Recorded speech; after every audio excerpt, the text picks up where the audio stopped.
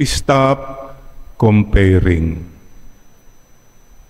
Madalas, sabi natin, bakit sila? Ganda ng buhay nila, ang sama-sama naman nila. Ako nagpapagabait, bakit ganito ang buhay ko lang?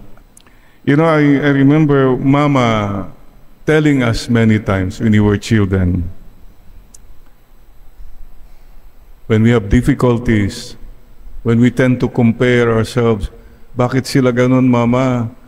Tayo, naghihirap tayo, ganun.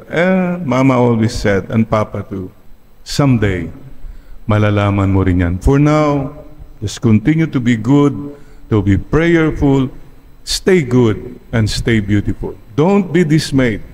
That's what's happening. Focus on the Lord.